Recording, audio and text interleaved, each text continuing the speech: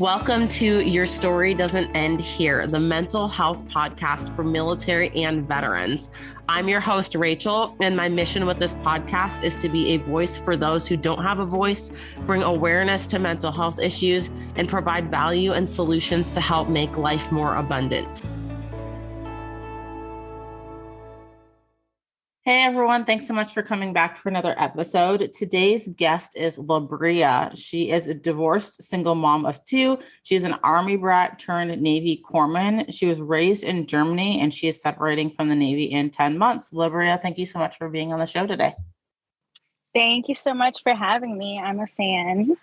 I'm a corpsman. I've been in the Navy for 4 years now. I'm super excited to get out. I have a countdown. I've got a calendar. I'm counting down. So I'm really looking forward to that. It's been an experience in a couple positive ways. But I'm thankful for the time that was spent in, and I feel like the Navy served what I intended for it to serve, and I'm definitely ready to kind of branch out and focus on being a mom. And I've got some other opportunities, some other things that I'm interested in starting. So I'm really looking forward to getting out and being free. A little bit about me. My mom was in the Army. She served for 18 years and she ended up getting out due to medical reasons, medically separated. So we lived everywhere. East Coast. We lived in Korea for a little bit. I was raised in Germany. That was amazing. I would love to go back. I miss it so much. I joined the Navy at 25. So I joined pretty late in life. And I ended up getting divorced. It finalized recently and super, super excited about that. I kind of wanted to go into a little bit about my experience dealing with domestic violence and narcissistic abuse. I feel like it's not talked about enough and it's not taken as serious. So I definitely wanted to share my experience with that. So I guess a little bit of a backstory. I was married for 6 years. And out of that marriage, I had two gorgeous children. And we met actually in South Korea. I had plans of joining the Air Force at the time. And he worked in the same building as my mom. And I needed help with the math portion of the ASVAB. So I'm terrible at math. And I guess he had volunteered to kind of help me out. And, we had a tutoring session. He was super charming, friendly. And so he tutored me once and that was pretty much it. Like we just ended up hanging out all the time. Pretty quickly, he mentioned intentions of getting married and, moving away and starting a family. And at the time I'm 20 years old. And I mean, it sounded great at the time. Like, what 20-year-old doesn't want that? Looking back, hell no. But at the time, hey, it sounded great, pretty early on, things started getting pretty serious. Looking back, there were a lot of red flags, but at the time, obviously you don't even know. I feel like at 20, what red flags are, or, any type of warning signs as far as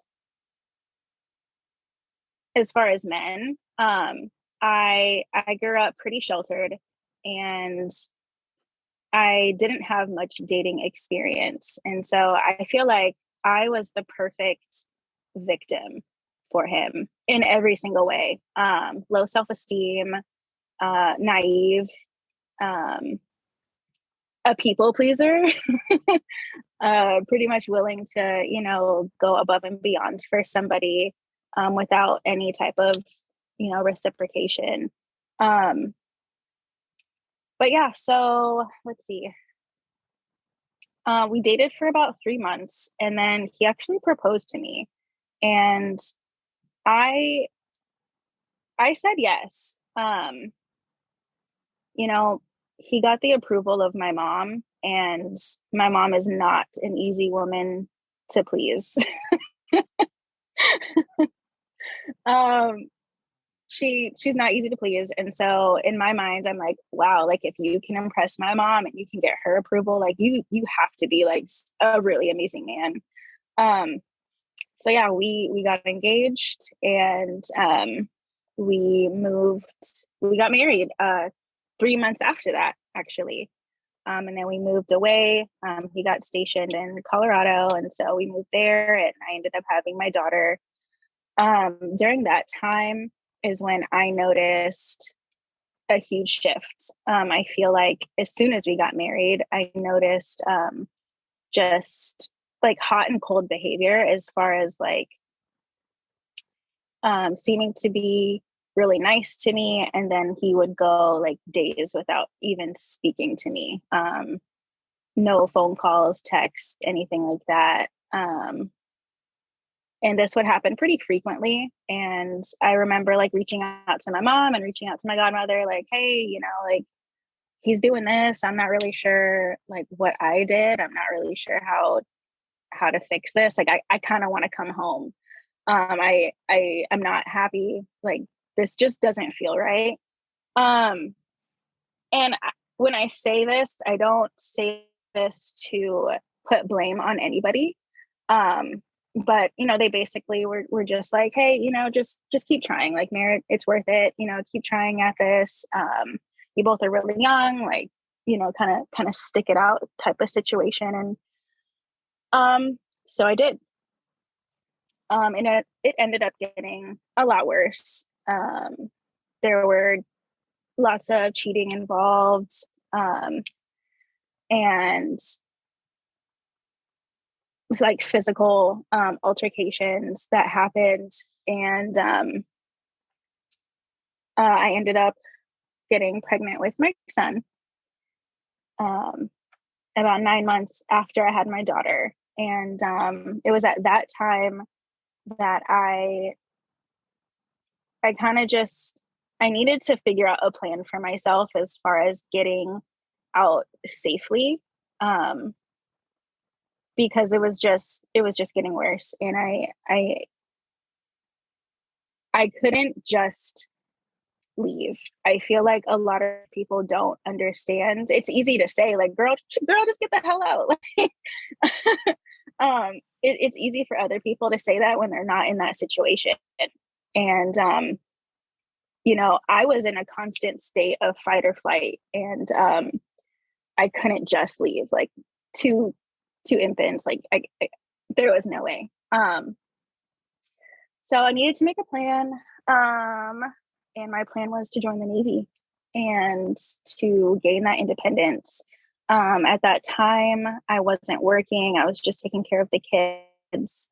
He was working on and off, couldn't really keep a job together, due to drug use and stuff like that. So I kind of just felt like it was all up to me anyway. So I ended up moving to Texas with my mom, and just starting the process of enlistment. And let's see, so during that period of when I went to boot camp, to that entire period from boot camp through A school and C school, was extremely tumultuous. He ended up moving the kids to Pennsylvania to live with his family, and that alone terrified me, just because I wasn't able to be in contact with them. I never got like letters or anything from him during that time, so I was like freaking out, like, are my kids safe? And, you know, my mom didn't have any contact with them. Like, it was fucking stressful. After that boot camp period, A school and C school, they moved back to Texas, and my A school and C school was in Texas. So it was nice to like go home every weekend to see my kids and make sure, you know, they were okay. It was during that time that, you know, my mom kind of brought up to me like, hey, I'm concerned about the kids. I'm concerned like about their safety. I'm concerned about their well-being. And he ended up telling me that he beat my daughter pretty badly because she had an accident. So it was around that time where he brought up, you know, hey, I beat our daughter pretty badly. And I was kind of shocked, to be honest. I had never witnessed that before. Yeah, I mean, he was always pretty aggressive vocally with the kids, but the fact that he actually put his hands on my daughter scared the hell out of me. He was crying to me. You know, how could I do this? Like, I apologized to her afterwards, and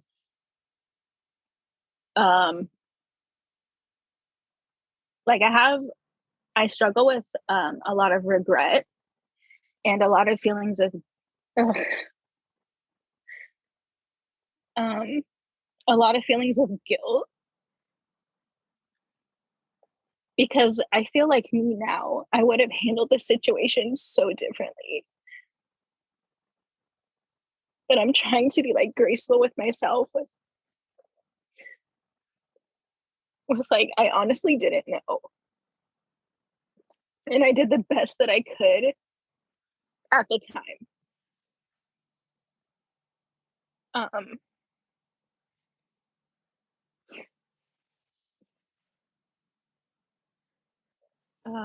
So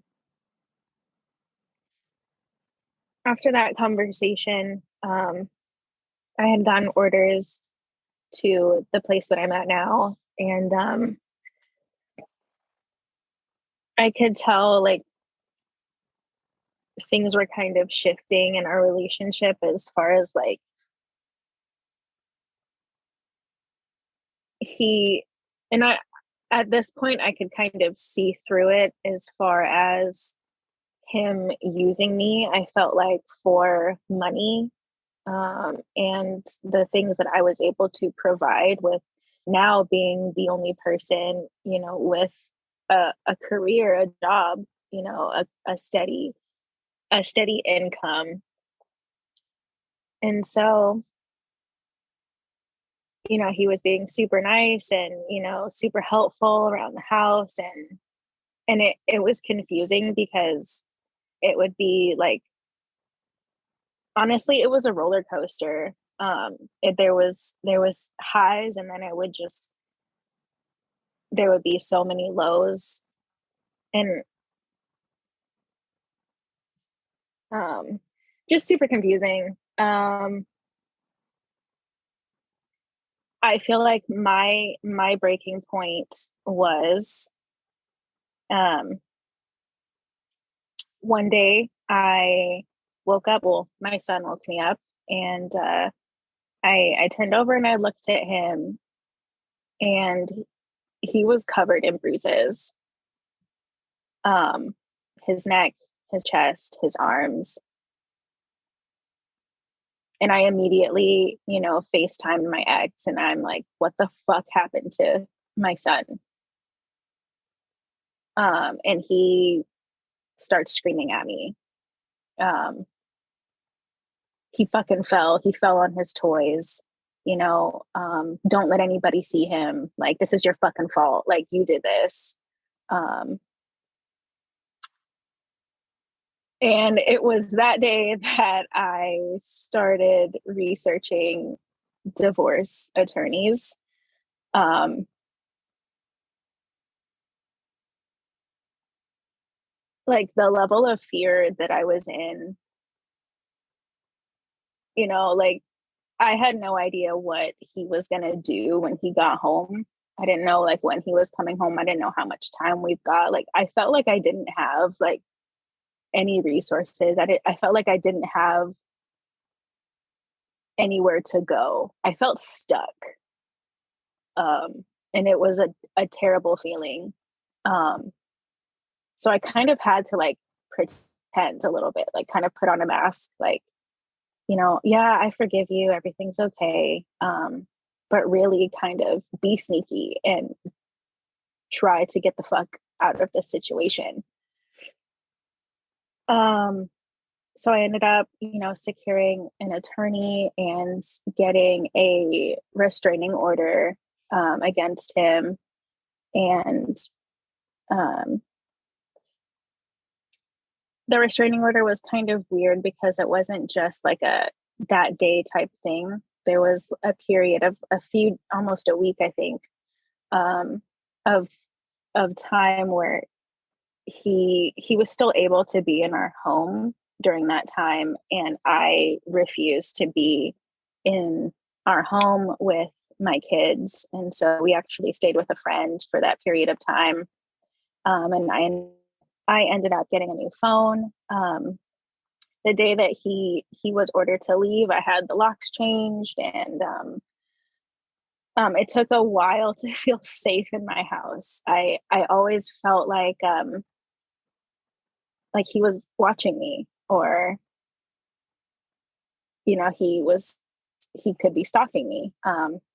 I didn't find out until later that he had like planted an app on my phone, and he could read everything that I was doing, like every Google search, every um, social media platform I went on. He could see every single thing that I was doing, and I remember like Googling behaviors, and the first thing that would pop up is like narcissistic personality disorder, narcissistic abuse. And like looking back, like he knew what I was searching. Like he was on it. And so I really dove pretty deep into like researching that, and starting therapy. Like therapy has been the biggest thing to kind of get me through that situation. And the divorce period it almost took 2 years. Like that was a really um, a long process, but I'm so thankful to be out of it. And I'm so thankful that my children are safe. I'm thankful that I've got them, and that we are in a much better environment physically, mentally, emotionally. So I'm just super thankful to be out of that situation. So, did anyone else know what you were going through besides your mom, obviously, and then I'm assuming your friend that you went to stay with? But um, honestly, I don't know because I haven't been in actual like a physical level of domestic violence, but I've been in an emotionally abusive relationship situation before, and so like I understand to a level that like not being able to get out, but for me, I guess I felt like everyone around me was like judgmental and like maybe they weren't, but I felt like there were. So I'm curious of like, did you tell anyone else what you were going through at that time? Or did you just kind of keep it all to yourself for the most part? So I would speak on it to like my mom and my sister, and there was actually a coworker of mine. She was the first person to kind of, I had explained like one situation, and I kind of like brushed it off like it's nothing, like because it was so normal to me. And she looks at me and she's like, "Are you okay? Are you safe?" And it was at that point I was like, oh, okay, well, obviously this isn't normal, this isn't okay. But unfortunately, I did lie to her. I was like, yeah, we're good. Looking back, I feel like the reason that I did that was because I didn't want like drama or attention brought on to me. Like, I was new at my command. I really just didn't want to like ruffle any feathers, and I kind of just wanted to like lay low and stuff like that. But she was the only person that had asked. But other than her, I didn't say anything to anybody. I was so isolated.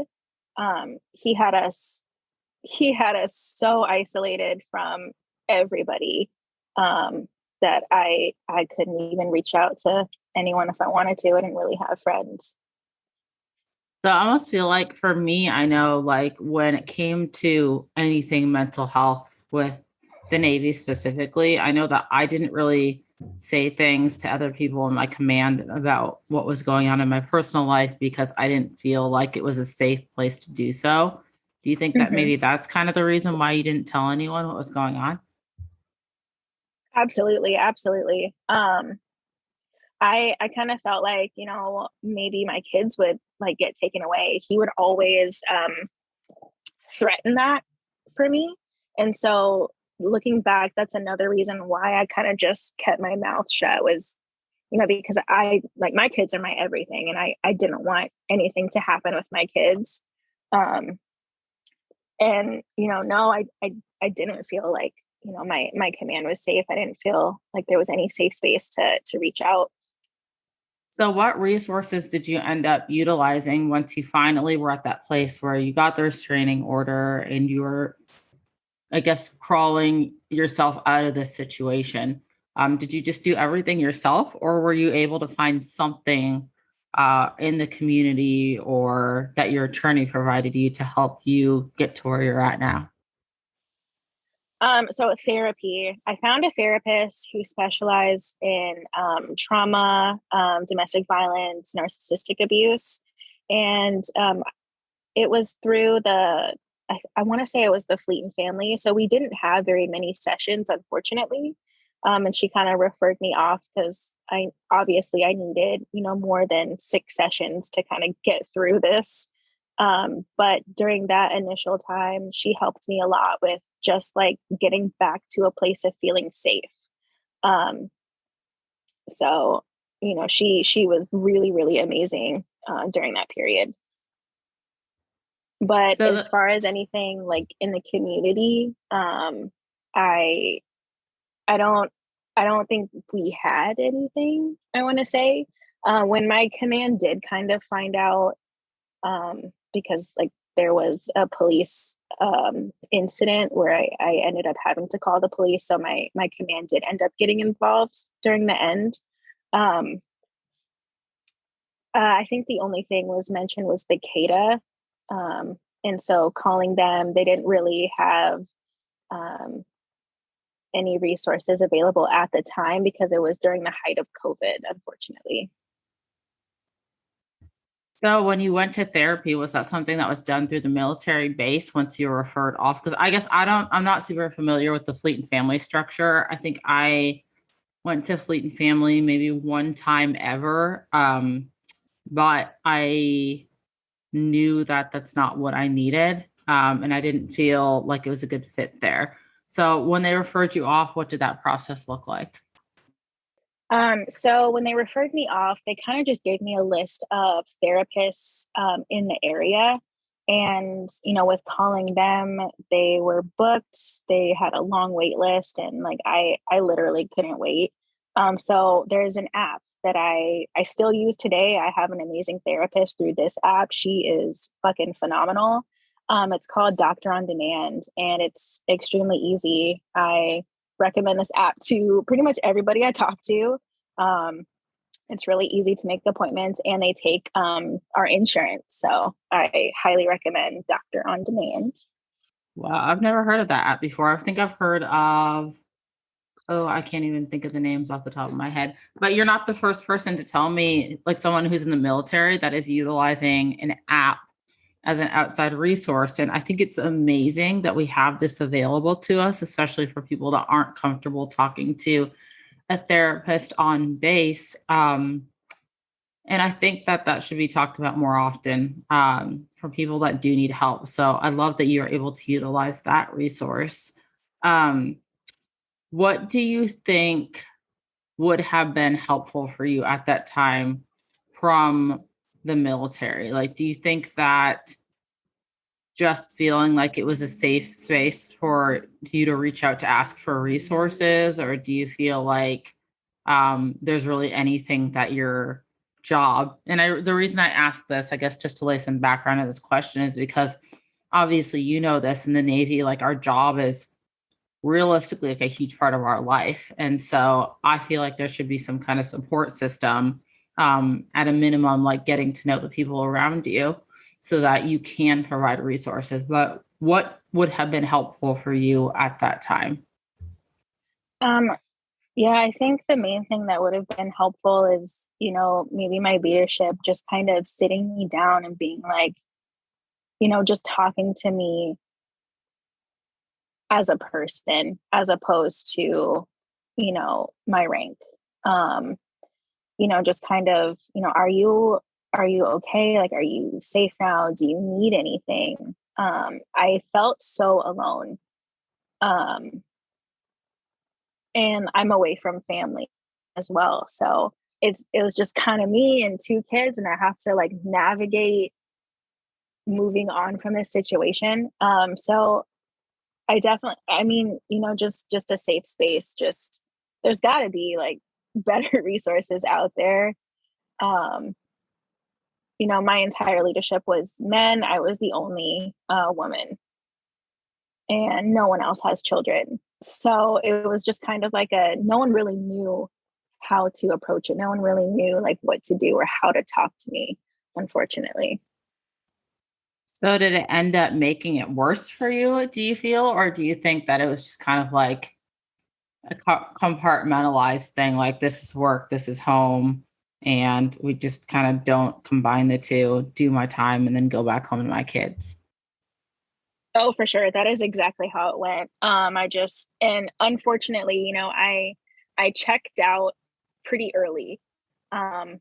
These past 2 years, I like, sorry to say, like, I don't care about JEA. I don't care about like selling cookies. I don't care about collaterals. I don't care about any of that shit. Like, all I want to do is like get home to my kids and like make sure they're good. So like career wise, I definitely I checked out so early.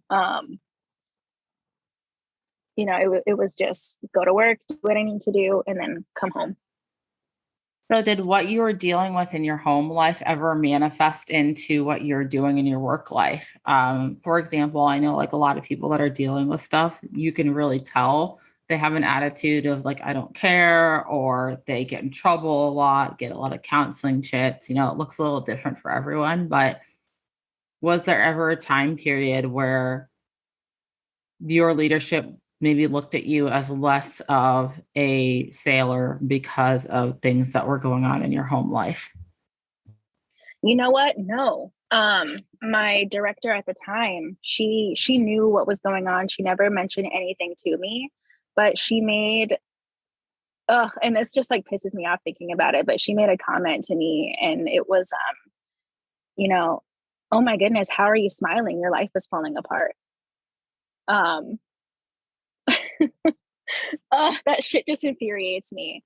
But no, I don't think it affected anything as far as like just me being vocal about I literally don't care. I don't want to volunteer for anything. Like, please don't. But I work in active patient care. And so, they come first. And so I'm never going to be like rude or like grumpy towards my patients or like talking about my situation, anything like that. Like, just always being pleasant to them and then to my coworkers, and then just trying to get home to be real me. So it almost sounds to me like it's not that you were getting in trouble because of what was going on. It's just an awkward situation where people didn't know how to handle it. Does that sound right? Exactly. They had no idea how to handle it. They've never been in that situation before either. So no one really knew how to go about things. So did anyone ever come to you and ask you like, "Hey, what can we do for you? Like what is it that you need from us to support you?" Yes. So I did have a few coworkers who were really amazing with the communication and are you do you and the kids need anything, are you good? So that didn't really come from leadership, but more so like um my coworkers. And I still at that point felt like I don't want to ask anybody for anything. Like, I don't know, it was a weird time for me. It's a blur. Like I don't really even remember a lot of it. But I do know that I had, those coworkers asking, and they actually cared, if I needed anything, if my kids are okay, stuff like that. So I'm going to ask you a two-part question to close this off because you experienced things on the civilian side and the military side. And I know that people that listen to this podcast are civilians, they're veterans, they're military. So what do you think would be the best way that people can support on the civilian side someone that is going through some kind of domestic violence situation, or maybe someone thinks they are, but they're not sure and they don't want to pry? Civilian side, what do you think that's the best way? What do you think is the best way to support someone that's going through that? Or what support would have been helpful for you at that time? And then same with military side, but I'm also going to add on to this. What do you think that the military could do to make things better for people who are dealing with domestic violence? And I can repeat these questions if you need me to, because I know me, like my brain, I hear three questions and I forget every single one of them. But I do know the military has some programs, but I'm curious what you think would have been really helpful for you, both civilian side and military side. Ooh, that's a really good question. I feel like a lot of women don't know that they are in a an abusive relationship. If it is, if it's not, physical from the start, it's very difficult to identify what is abusive and what's not. Um, and for me, I feel like what would have been helpful, I guess military and civilian side, would have been like a questionnaire, um, and to read these questions and, yes or no to these questions. And it would be really easy to identify whether or not you are in a dangerous relationship. Um, as far as the military side,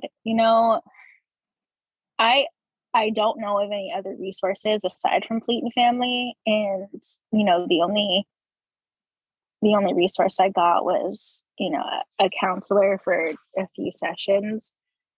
But I really do think that, you know, those resources should be a lot better. Maybe it's just my command, and where I'm at, it's very small. So the resources aren't that great. Yeah, I'm sure at like bigger commands, like, they'd be phenomenal, and there's so much to offer victims of domestic violence. But I, I, I, I haven't experienced many. So that being said, do you feel that that one question that we're asked at medical, do you feel safe at home? Do you think that that's not enough, that there needs to be more asked to pry into that? Oh my goodness. Yes, that is not enough, because, why would you say no? They're gonna pry, or maybe they won't. I've never personally answered that question. I do ask my patients that question. And we're actually not taught what to say if someone says, no, I don't feel safe. We have no idea what to say. We don't know what resources to give them. Um, so I have that's really crazy to think. Like I have no idea what you would say to someone, unfortunately. And I work in dental, and so it's kind of different, but in the medical side, I have been asked that way after this whole situation. And so I always say, yes, I feel safe at home. But I was always really curious to know, what would they say if someone were to say no? That's really interesting. I had no idea that they didn't actually train on what to say. And I think that's a really valid point to bring up, because I think that domestic violence is kind of one of those things that's like when people talk about suicide, for example, and ask if someone's suicidal. And if they say yes, then if people aren't trained, sometimes they can go to like the most extreme thing, and not everyone needs that. So, gosh, I don't even know like what to think about that, because I didn't realize that they never trained anyone on how to answer that. So that's really, really interesting, and maybe something that in the near future gets brought up, so that other people are trained. And I don't know if that's maybe just your command, or maybe if it's other commands. I'm really curious to know if other corpsmen or other medical professionals like get trained on how to answer that question, or any resources. But now I'm going to look into that. Thank you for telling me that. Yeah, I'm really curious to know if it is just my command, or do we just suck, and do other commands actually have a plan? But Labrea, thank you so much for being on the show. You have such an incredible story. You should honestly write a book someday, in my opinion, because Ooh.